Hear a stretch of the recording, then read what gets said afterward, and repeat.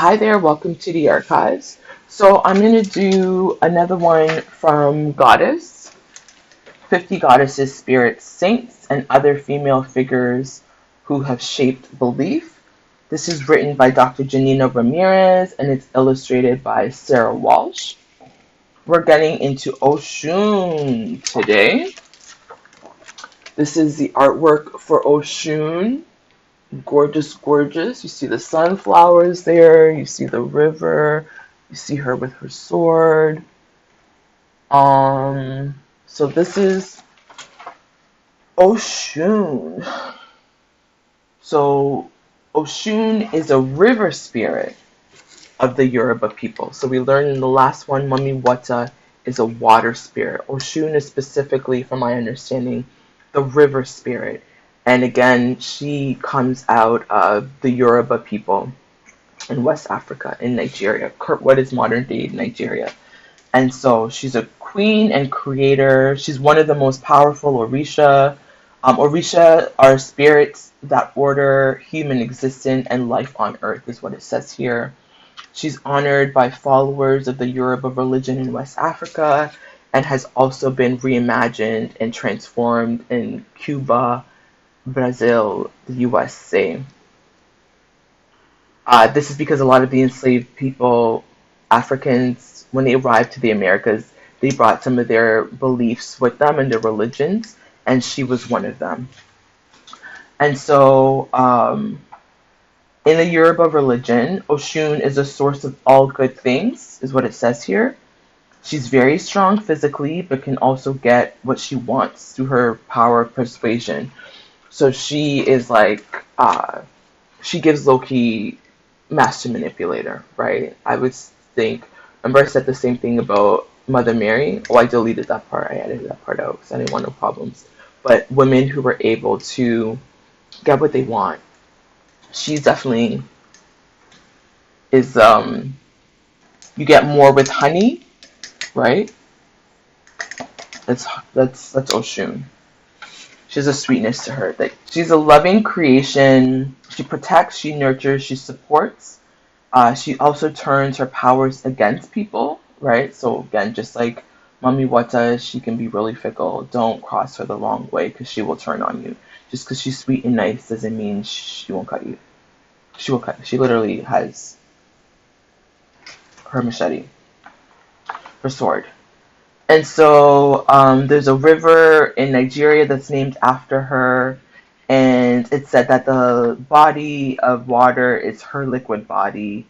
And it's a source of survival for the people around it. Like the river, she can give life or she can take it away. So at the beginning of time, Oshun was the only woman among the male Orisha. They all tried to bring life to earth, but they kept on failing. So eventually they handed the power over to Oshun, and she gracefully summoned the river. Life just flowed into everything the water touched. But when she was disappointed with her followers, she flooded the earth in anger, only letting the waters retreat when she had finally calmed down. So she promised the Yoruba people that they would find safety alongside the river if they always honored her faithfully. And so they talk about her relationship with Ogun. He's one of the male Orisha, and he works with metal and iron and technology and blacksmithing. And so basically talks about how Oshun is a good balance for Ogun because even with metal, you need water, right? You need the flaming heat, but you need the water to cool it down into the metal, into the solid form. So it talks about Ogun in here a little bit. Basically, there's no life without water, right? Water is everything. Once you see that there's water in a place, more likely than not, there's going to be life, right? You hear that often about outer space. Oh, we're looking for water, sources of water, because if there's water in outer space, then usually it's going to bring life. That's basically Oshun, right? Where there's water, there is life. Christianity is the same thing, right? That's why we have the baptism with the water. So across different religions, are similar themes, right? Water is a really big theme that emanates a lot of different cultures. It's a really important aspect. There's a book I read when I was doing my undergrad that talked about the role of water across different religions. So it talked about the role of water within the Jewish faith. It talked about it within Islam, Christianity. It didn't mention traditional African religions, but you see the important role of water, right? So basically, she's a warrior. She's a queen. She's really powerful. She knows she has a lot of strength. She's known to have a lot of strength. You could sometimes see her holding a brass fan to bring the cooling air in one hand, as well as a weapon, which is like a brass sword or a cutlass or a machete, and she uses that to defend her people. And so she's worshipped by people all over the world. Like I said, her followers ask for her help, particularly if they're struggling to have children. So those who are struggling with fertility issues, sometimes they'll turn to Oshun. Again, water, life. Um, in times of drought, Oshun can provide water. She's usually shown as a kind and generous spirit. She's ready to help those in need. So her sacred color is yellow or gold.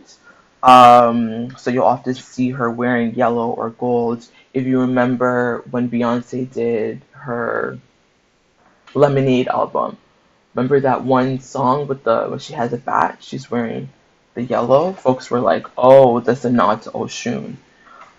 So yeah, so Nigeria, the river is named after her.